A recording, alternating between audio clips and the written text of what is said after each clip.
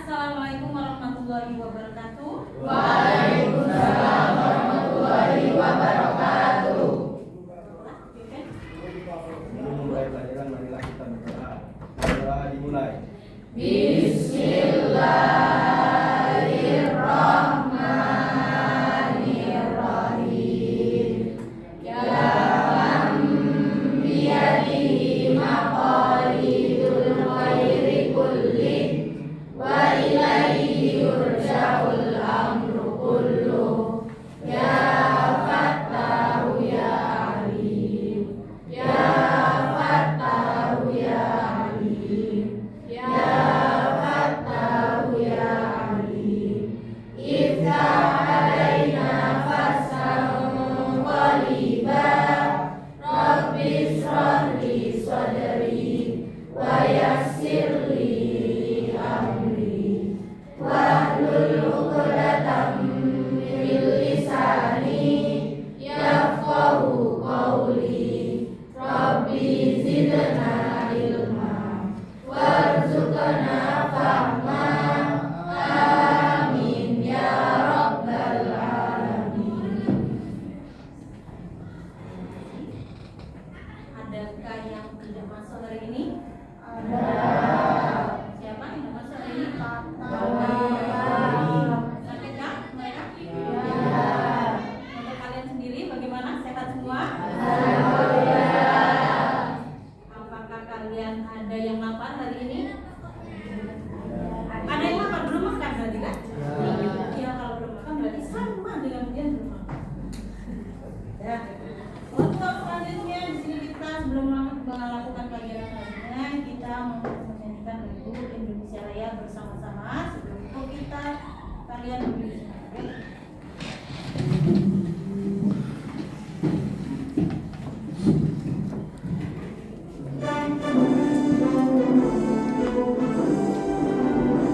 Indonesia tanah airku, tanah tumpah darahku.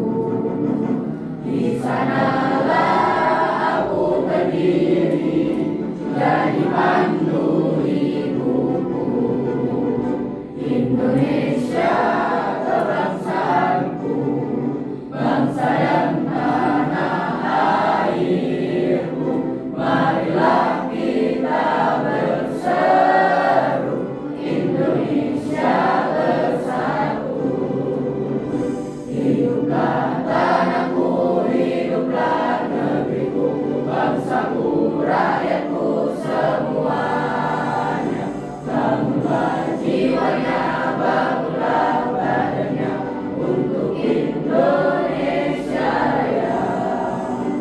Indonesia Raya, merdeka, merdeka, tanahku, negeriku yang ku cinta. Indonesia Raya, merdeka, merdeka, hiduplah Indonesia Raya. Indonesia Raya, merdeka, merdeka, tanahku, negeriku yang ku cinta. Indonesia Raya, merdeka, merdeka, hiduplah Indonesia Raya. Terima kasih. Kembali.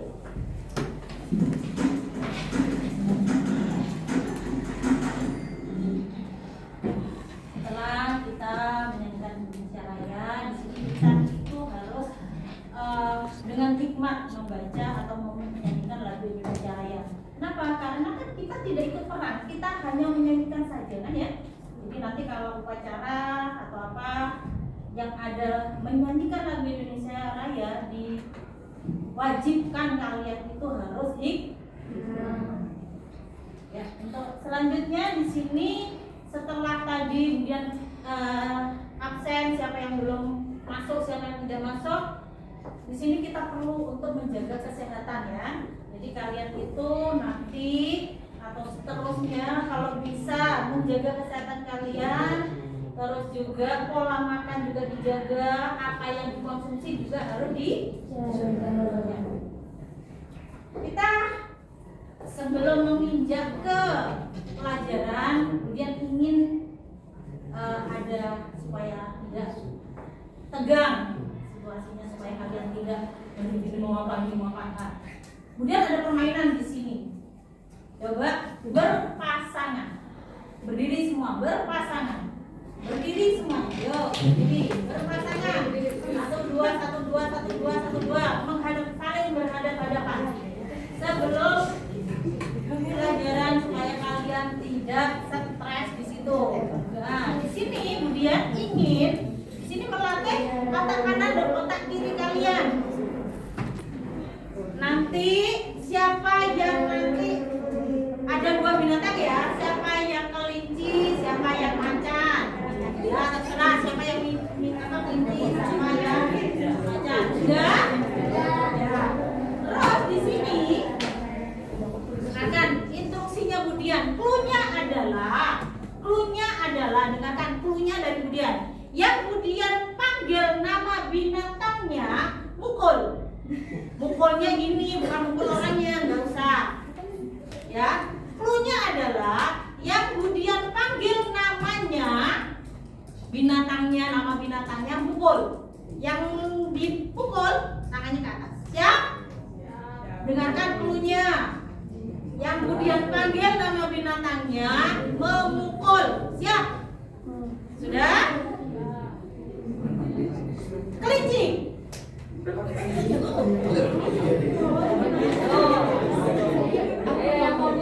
Fokus. Sebelum pelajaran ini jangan dipukul pipinya tidurnya. Jangan aja saja, nggak usah pipinya tugas ya. Yang nggak dipanggil. Dengarkan, cluenya adalah yang saya panggil nama binatangnya tadi, macan atau kelinci, memukul. Siap? Macan. Terus cluenya selanjutnya yang saya panggil jangan memukul. Yang saya panggil jangan memukul berarti oh ya. Harus diingat, yang saya panggil jangan memukul. Siap? Macan.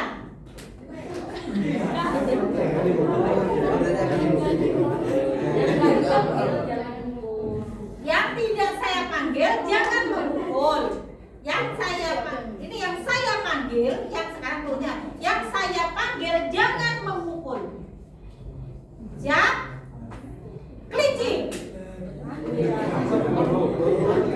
Ayo yang lagi. Dengar? Ya. Sudah selesai. Kenapa Bu?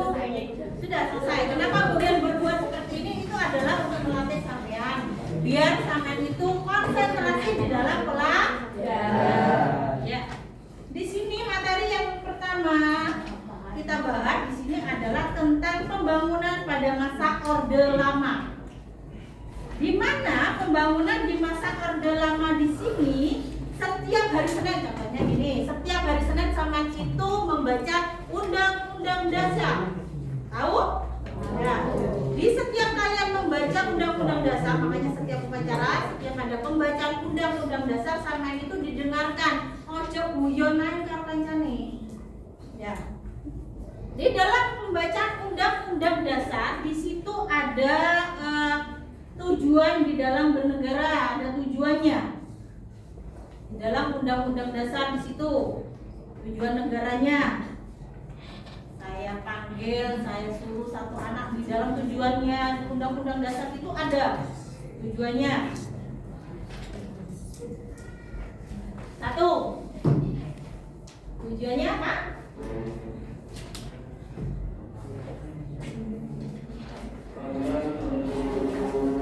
Tujuannya di dalam apa?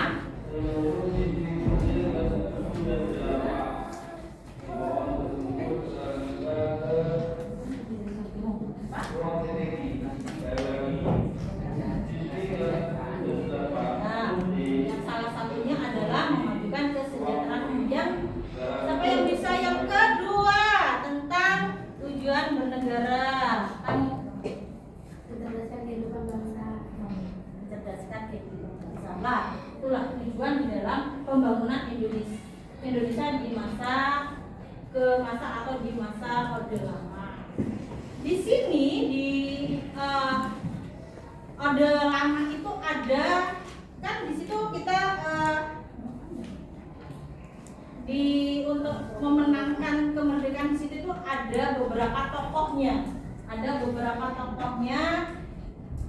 Ya, ada beberapa tokoh di sini dalam kemerdekaan. Ada beberapa tokoh dalam kemerdekaan.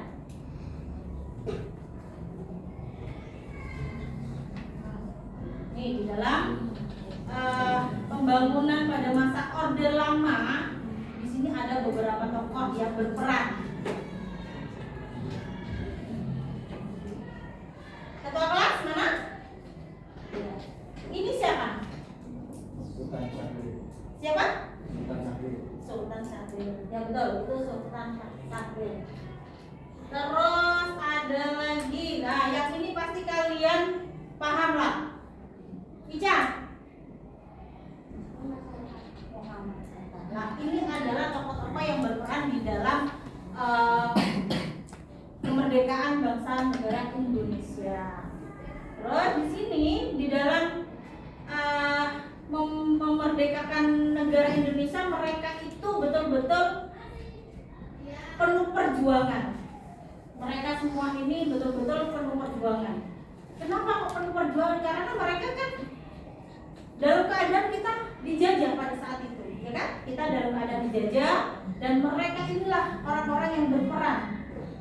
Apa saja yang mereka lakukan? Apa saja yang mereka lakukan pada saat itu?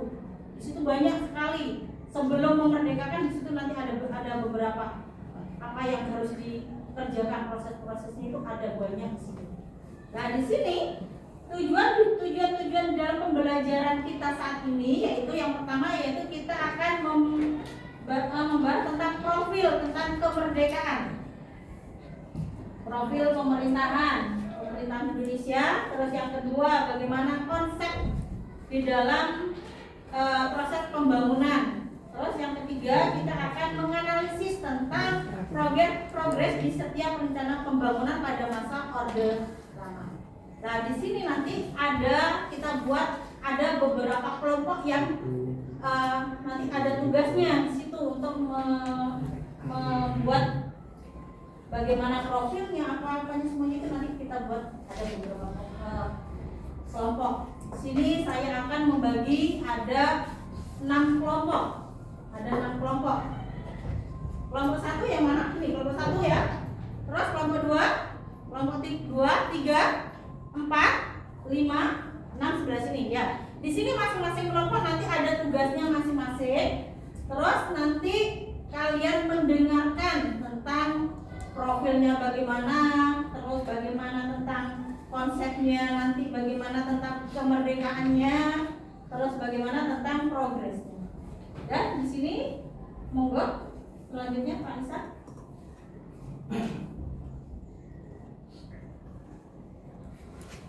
Oke, jadi oleh saya di sini kita menjelaskan ya terkait pengenalan bagaimana pembangunan Indonesia itu diawali. Oke,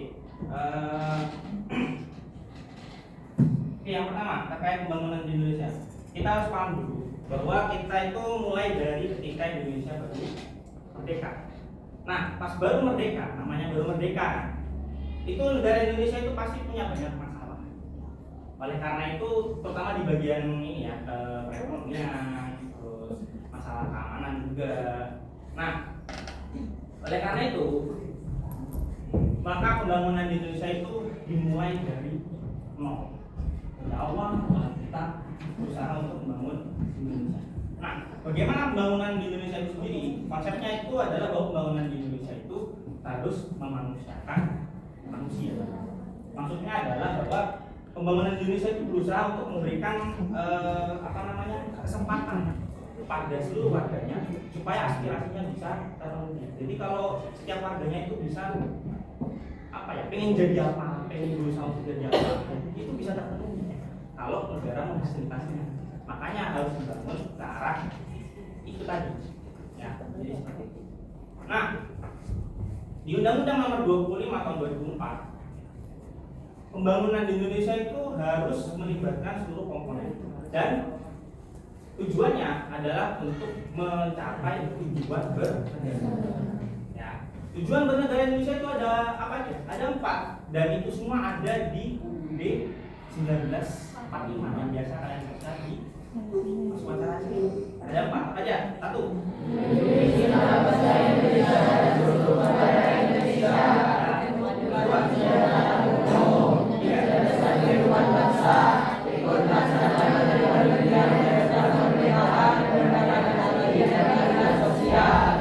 Hafal ya, kan tiap hari Senin sudah sering baca ya.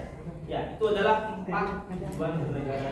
Oleh karena itu, pembangunan Indonesia harus bertujuan untuk mencapai 4 hal tadi. Paham ya? Oke. Nah, kita mulai dari awal pembangunan di Indonesia, yaitu pada masa Orde Lama. Orde Lama ini merujuk pada pemerintahan yang dipimpin oleh Soekarno dari tahun 1945 merdeka sampai tahun 1950. Berapa tahun?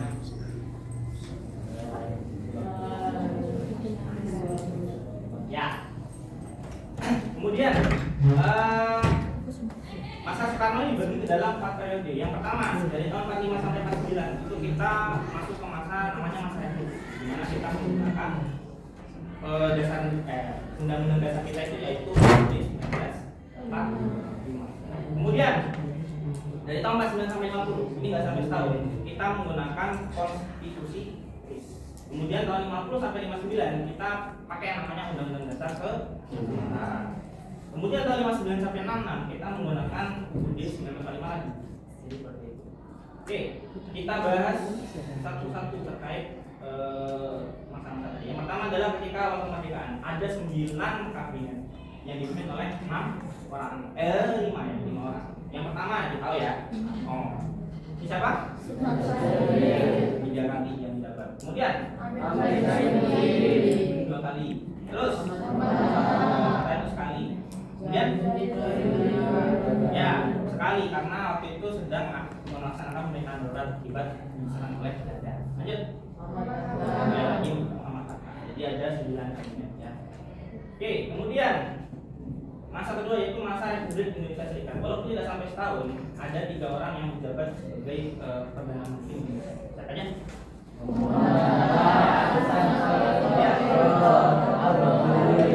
Ya, jadi 3 orang ini yang menjabat sebagai perdana menteri waktu masa Republik Indonesia Serikat. Selanjutnya yaitu masa demokrasi parlementer atau demokrasi liberal. Ini ada 6 orang yang menjabat sebagai perdana menteri. Siapa aja?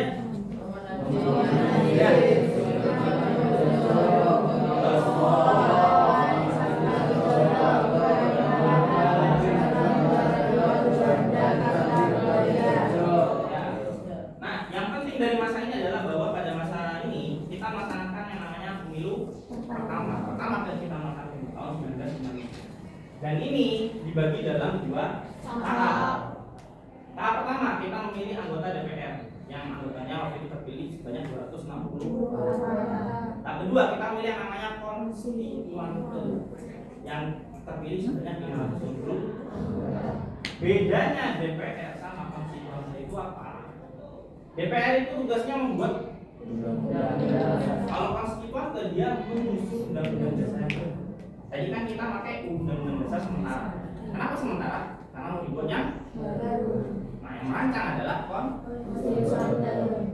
Nah, DPR sehari-harinya fokusnya itu adalah isu-isu legislasi harian, aturan-aturan yang biasa digunakan sehari-hari. Sedangkan konstituante ketika dalam pembuatan undang-undang dasar yang baru itu dia mengalami perpecahan karena banyak ideologi dalamnya. Islam yang nasionalis, yang percaya Pancasila sama komunis gitu ya. Nah, kalau DPR sampai sekarang kan masih ada kan? Dia akan terus berlanjut. Tapi konstituante kemudian dibubarkan akibat banyak tadi pertentangan di dalam pembahasan undang-undang dasar yang baru itu, sehingga dibubarkan oleh Soekarno pada dekret presiden 5 Juli 1959. Akhirnya kita masuk ke masa kabinet demokrasi terpimpin yang dipimpin oleh Soekarno semuanya. Ada 7 kabinet. Apa aja?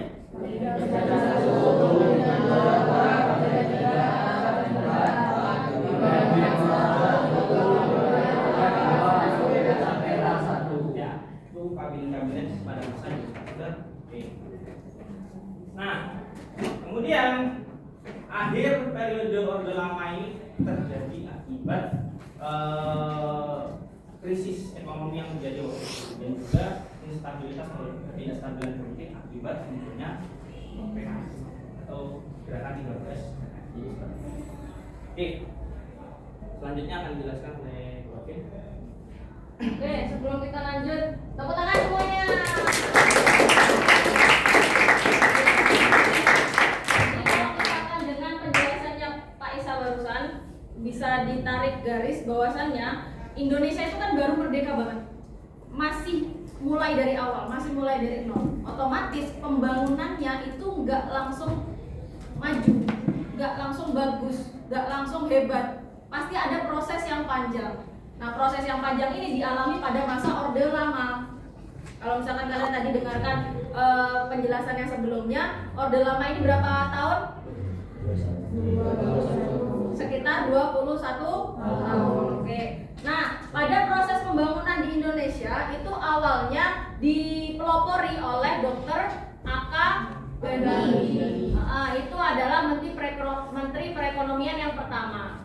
Lalu dibantulah dengan Bapak Muhammad Hatta sebagai wakil presiden membantu untuk menyusun apa yang disusun, program jangka pendek, program jangka panjang. Jadi program-program apa yang bisa dilakukan selama proses pembangunan.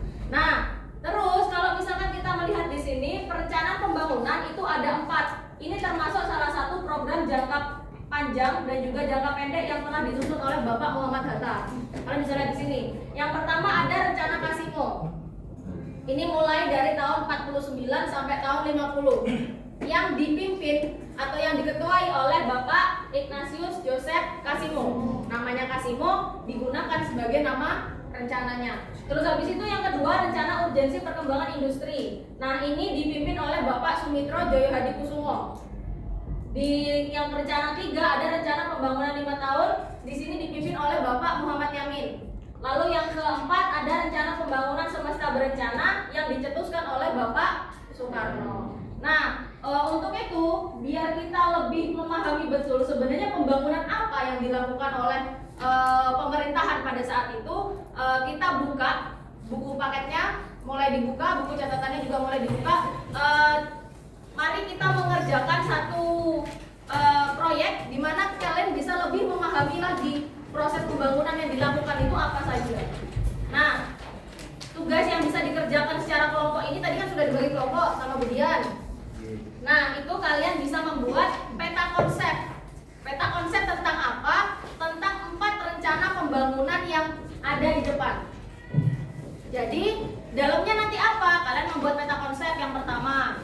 Lalu setelahnya kalian bisa di situ mencoba memahami dari rencana-rencana pembangunan yang sudah ada itu, kalian coba memahami di situ berhasil nggak proses pembangunannya, ada hasilnya sampai sekarang atau tidak. Kalau misalkan tidak berhasil, alasannya kenapa? Karena kan namanya masih awal ya, otomatis pembangunannya masih banyak terhambat, masih merangkak, masih memulai, jadi belum masih banyak hambatan yang didapatkan. Nah, kalian coba dibaca di materi yang ada di buku sama yang sudah dicatat sebagian dari kalian, lalu dipetakan konsep biar kalian bisa memahami konsep dari rencana-rencana pembangunan yang ada pada masa Orde Lama. Nah, sekarang bisa dikerjakan. Kalau misalkan ada yang ditanyakan, boleh ditanyakan, langsung dikerjakan secara berkelompok. Peta konsepnya ditulis di buku tulis, satu kelompok satu, nanti dipresentasikan di depan.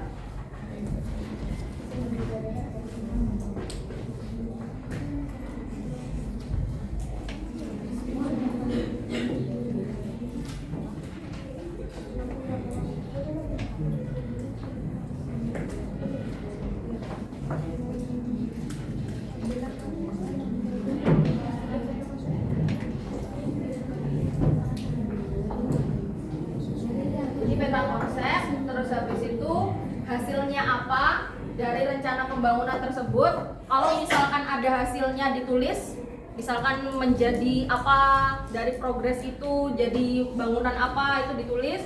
Lalu setelah itu kalau misalkan gagal atau terhambat itu karena apa terhambatnya? Jelas ya? Kalau ada yang kurang paham bisa ditanyakan.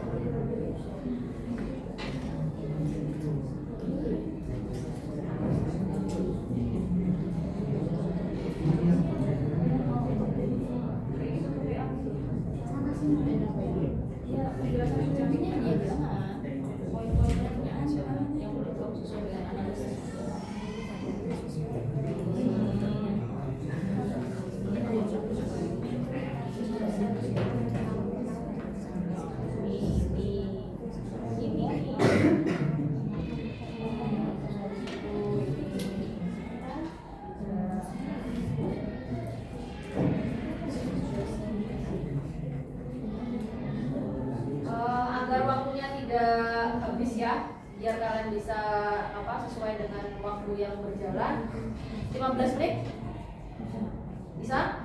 Ya.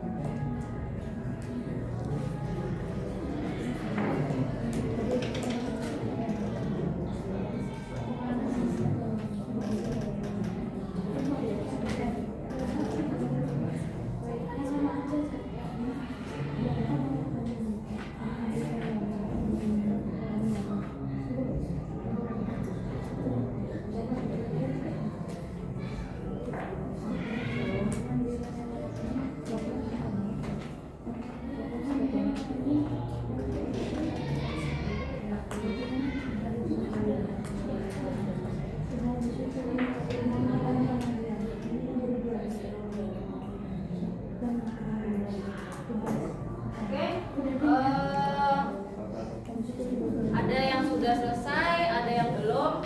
Untuk mempersingkat waktu, kita presentasikan dulu dari masing-masing rencana. Kan ada 4 rencana. Nanti setiap kelompok bisa mempresentasikan 1 rencana pembangunan. Jadi satu kelompok 1 rencana, bergantian. Setiap kelompok nanti maju. Jadi nanti ada 2 kelompok yang menjelaskan 2 rencana yang sama, atau 3 rencana yang sama. Jadi intinya satu kelompok, satu rencana. Oke. Ada 4 rencana. Yang pertama adalah rencana Kasimo. Rencana Kasimo kelompoknya Revina, boleh dipresentasikan. Berdiri di tempat aja. Oke, rencana Kasimo. Yang lainnya sambil nulis sambil didengarkan ya. Diperhatikan kelompoknya Agnes, rencana Kasimo. Apa yang kamu dapatkan dari peta konsep itu? Yang kita dapat dari rencana Kasimo itu mulai dari tahun 1948 sampai 1950 yang dipimpin oleh Ignatius Joseph Kasimo. Siapa pemimpinnya? Ignatius Joseph Kasimo. Oke, terus Tujuan rencana Kasimo itu menciptakan swasembada pangan melalui usaha intensifikasi pada lahan-lahan kosong, yaitu penanaman jagung, tela untuk mengurangi keadaan darurat. Rencana Kasimo tidak berjalan dengan baik karena sebagian besar wilayah dikuasai Belanda dan peperangan. oke, berarti yang menyebabkan rencana Kasimo kurang berjalan itu apa? Karena beberapa wilayah masih ada yang dikuasai oleh Belanda. Oke, jadi fokusnya ada swasembada pangan, intensifikasi dan juga ekstensifikasi. Oke, boleh tepuk tangan untuk kelompoknya. Oke, silakan duduk. Lanjut untuk rencana yang kedua. Setelah cewek kita ke cowok. Kelompoknya Azra.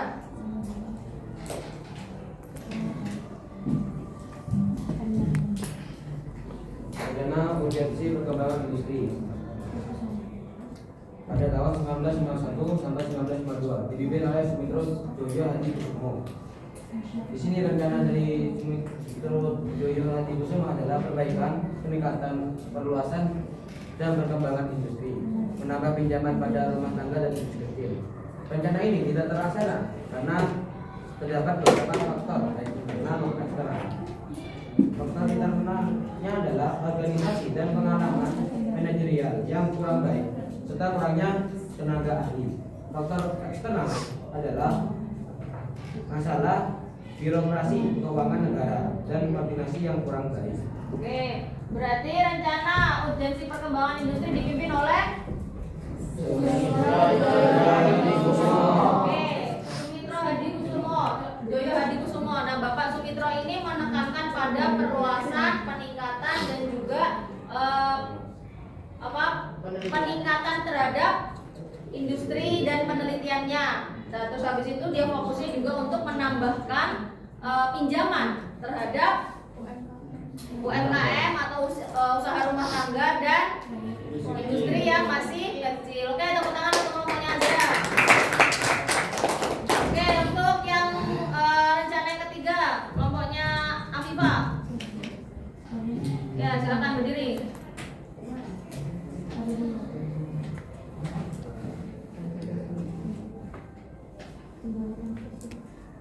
Rencana pembangunan 5 tahun yang dipimpin oleh Muhammad Jamu, mulai dari tahun 1956 sampai dengan 1960, menyusun perencanaan dengan lebih jelas dan sistematis, lebih luas cakupannya, tidak terlaksana karena menghadapi masalah pembiayaan. Oke, jadi rencana pembangunan 5 tahun itu tidak terlaksana karena apa? Oke, karena ada masalah pembiayaan. Jadi di situ rencananya ada, tapi karena dananya agak kurang, jadi rencananya tidak bisa terrealisasi secara maksimal. Oke, terima kasih untuk kelompoknya Afifa. Semuanya tepuk tangan. Oke, lanjut. Yang keempat, rencana pembangunan yang keempat bisa diwakili kelompoknya Kevin. Untuk rencana yang keempat yaitu rencana pembangunan sistem berencana pada tahun 1961 sampai 1999 yang dirancang oleh Soekarno. Tujuannya yaitu satu, mewujudkan masyarakat adil makmur berdasarkan Pancasila. Yang kedua, membangun kemandirian ekonomi nasional. Setelah itu menyelaraskan pembangunan di segala bidang. sosial, budaya, ekonomi, dan politik secara terintegrasi.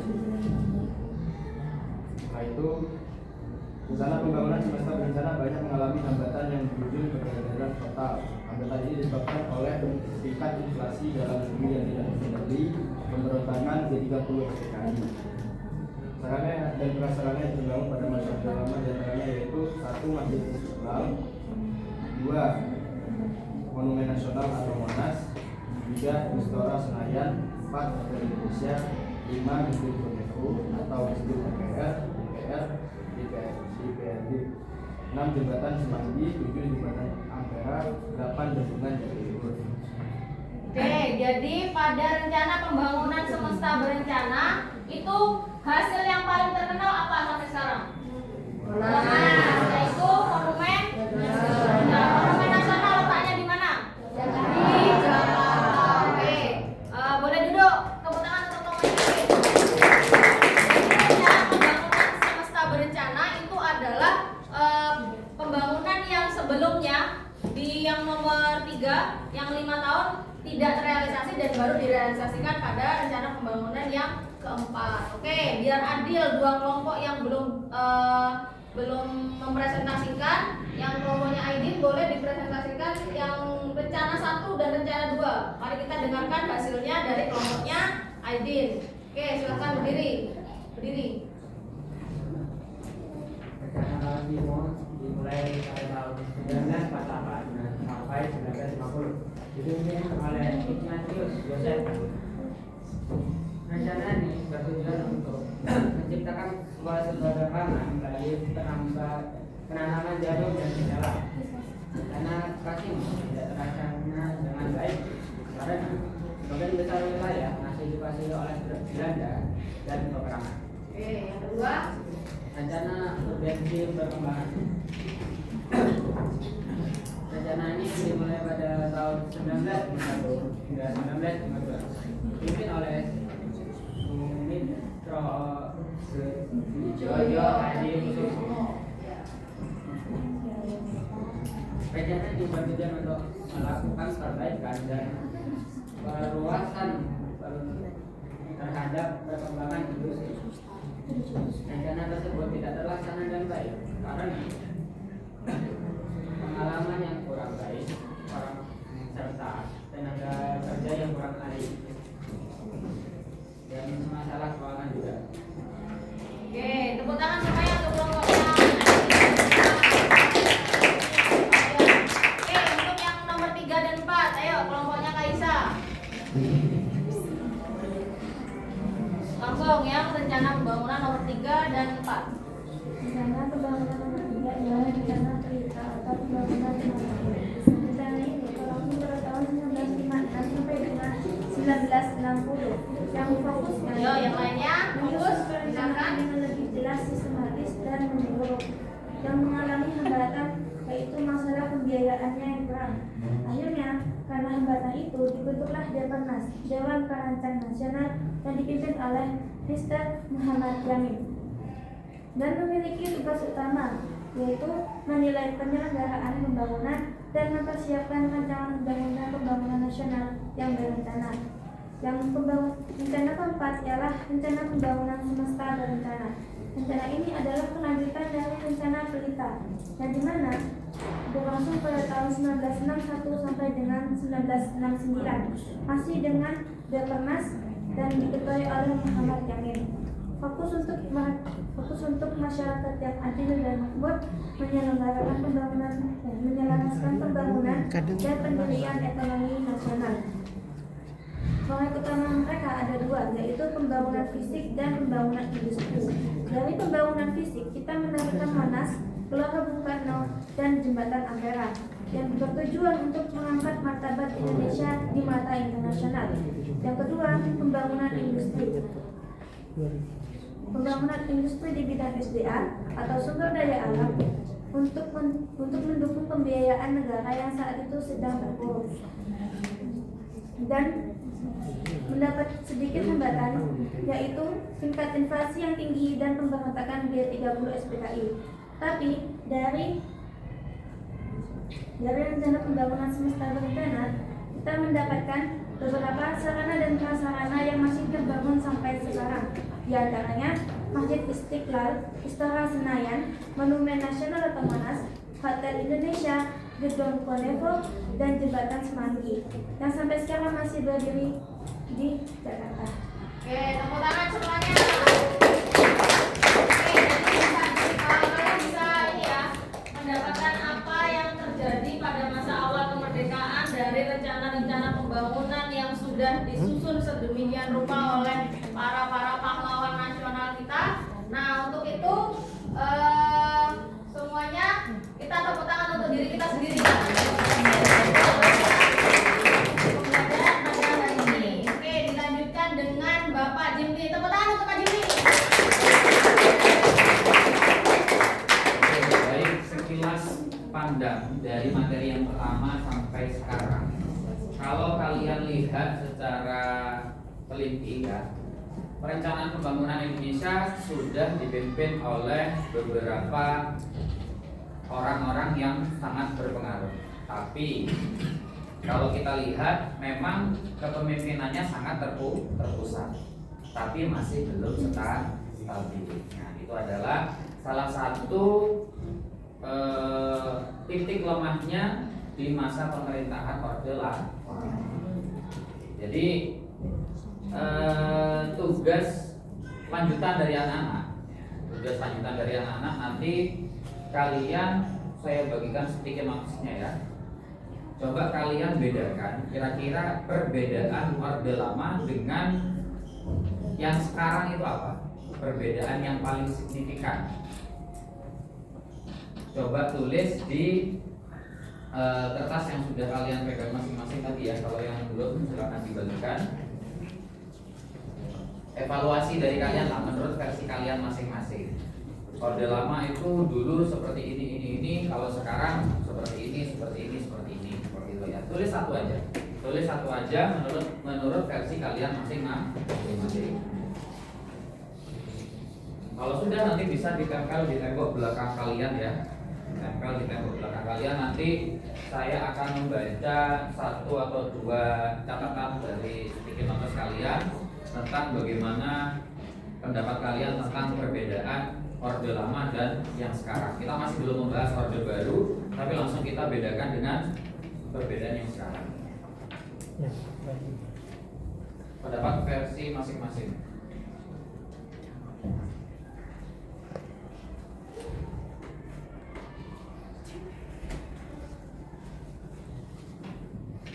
Sambil sedikit saya refleksi tentang tugas yang kalian kerjakan tadi yang membuat peta konsep ya. Ketika kalian membuat peta konsep tentang suatu perencanaan pembangunan Indonesia, di situ kalian akan mendapatkan ringkasan yang lebih mudah untuk dipahami.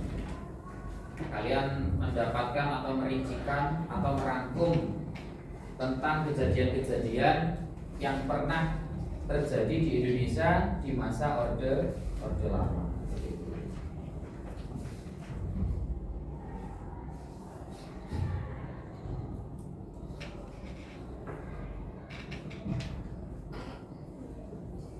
Sudah langsung tempelkan aja. Tulis salah satu saja.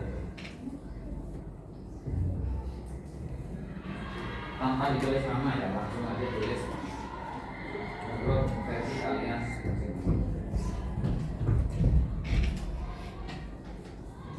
Kalau kita lihat dari step by step di setiap kepemimpinannya tadi itu, yang pertama tentang swasembada, kemudian yang kedua peningkatan industri, yang ketiga tentang masalah pembiayaan belum bisa berhasil karena adanya sebuah masalah tentang keuangannya. Kemudian di masa yang rencana pembangunan semesta berencana, salah satu keberhasilannya adalah Indonesia memiliki monumen nasional, yaitu Monas yang ada di Jakarta. Meskipun perencanaan tersebut sudah ada di periode kepemimpinan sebelum, yang sudah boleh ditempel di tembok belakang.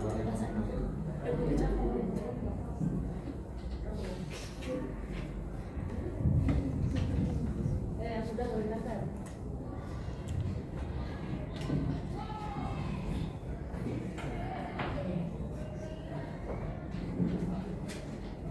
Pemuda setiap kelompok 1 ditambah 2 orang.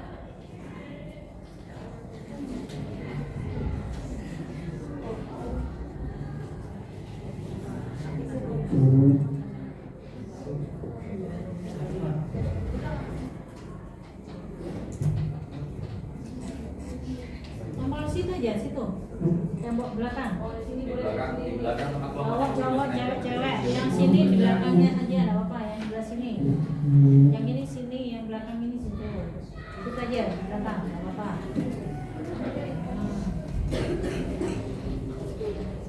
Iki bisa ditambah di sana. Di sana itu. Nah, boleh deh.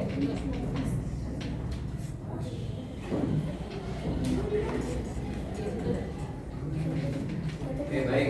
Sambil teman-teman ada yang masih mencatat, sambil saya bacakan beberapa menurut pendapat kalian masing-masing ya. Yang pertama, lebih mudah bersuara. Contohnya saat pemilu, lebih demokratis istilahnya ya. Kemudian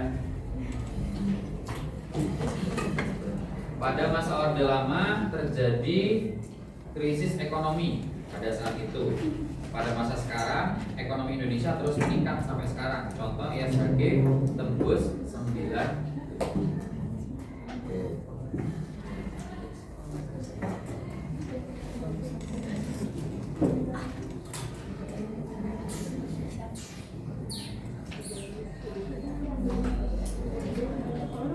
Oke, ada satu lagi. Pembangunan masih kurang merata dan ekonomi Indonesia masih tidak stabil. Orde Baru, pembangunan mulai merata, kemajuan teknologi ekonomi yang membaik. Tapi sama-sama masih ada tingkat korupsi yang sangat tinggi, baik Orde Lama, Orde Baru ataupun Orde yang sekarang.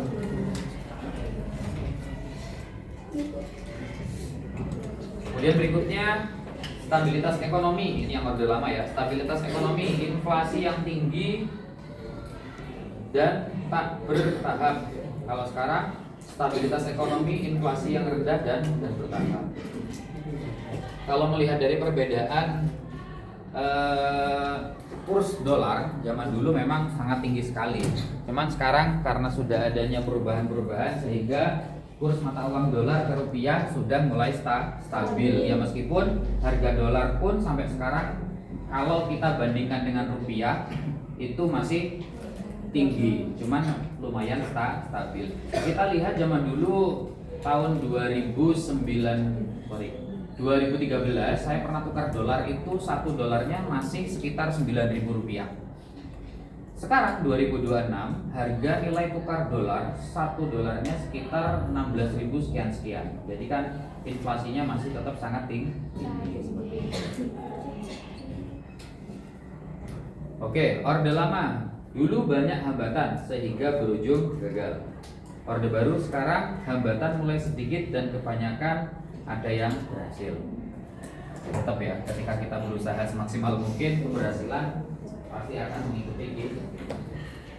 Oke, itu sedikit banyak analisis dari anak-anak sekalian tentang perbedaan perencanaan pembangunan Indonesia di masa Orde Lama. Kemudian closing statementnya, kalau kita lihat anak-anak sekarang sangat agak minim sekali yang belajar tentang sejarah. Padahal Pak Soekarno dulu pada tahun 1966 pernah mengatakan jas merah, jangan sekali-kali melupakan sejarah. Sejarah antara penting dan tidak penting untuk kita ketahui. Pentingnya kita bisa mengingat dan menghargai jasa-jasa orang-orang yang telah berjuang memerdekakan Indonesia. Orang sekarang memang sangat minim sekali menghargai segala sesuatu apapun itu. Lebih-lebihnya tentang sejarah. Di sini ada yang belum pernah masuk ke museum? Ada yang belum pernah? Oh iya, yang sudah pernah masuk ke museum? Museum tentang sejarah loh ya. Entah itu museum Brawijaya, museum bla bla bla dan lain sebagainya. Belum pernah semuanya. Oke, minimal kalian pernah lah ya masuk ke salah satu museum kemerdekaan Indonesia. Tujuannya apa? Ya kalian biar tahu, oh ini loh bukti-bukti sejarah bukan hanya ada di dalam bacaan dan film saja. Bukti otentiknya, ini seragamnya pahlawan ketika ada bercak-bercak darahnya, ini tank yang dipakai zaman dulu, ini tembak yang dipakai zaman dulu, itu semuanya masih tersimpan dengan rapi. Ya meskipun di setiap daerah tidak tentu ada museum. Ya. Oke. Kemudian benang merah yang dapat saya simpulkan, mempertahankan itu lebih susah daripada memperjuangkan. Kalau kita lihat para pahlawan memperjuangkan kemerdekaan Indonesia gampang. Perang sudah selesai beres, kita dapat kemerdekaan. Kita sudah merdeka dari para penjajah, baik dari Belanda ataupun dari para orang-orang Jepang. Nah, sekarang kalian hidup di masa-masa mempertahankan kemerdekaan itu. Kalau kalian tidak benar-benar serius dalam belajar, serius dalam menghadapi kehidupan kedepannya, kalian juga tidak akan bisa mempertahankan kemerdekaan tersebut. Karena orang-orang luar negeri tetap ingin merongrong Indonesia dari berbagai arah seperti itu ya, westernisasi dan lain sebagainya ya. Kebudayaan-kebudayaannya kita kalau tidak bisa kita pertahankan, kebudayaan-kebudayaan itu akan diambil secara perlahan-lahan. Baik, mungkin itu saja pembelajaran tentang Orde Lama tema 3 di kelas 9 ini. Sebelum kita akhiri, mari kita baca doa bersama-sama. Semoga apa yang kita dapatkan bisa memberikan manfaat barokah kepada kalian dan saya sendiri. Kita doa kelas untuk memimpin doa.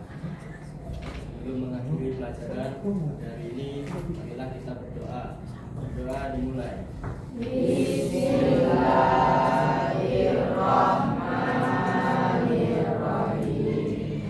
Subhanakallahumma wa bihamdik, asyhadu an la ilaha illa anta, astaghfiruka wa atubu ilaik. Alhamdulillahi rabbil alamin. Baik, kurang lebihnya itu saja yang dapat kami sampaikan pada pertemuan pagi hari ini. Akhirul kalam, Assalamualaikum warahmatullahi wabarakatuh. Waalaikumsalam warahmatullahi wabarakatuh.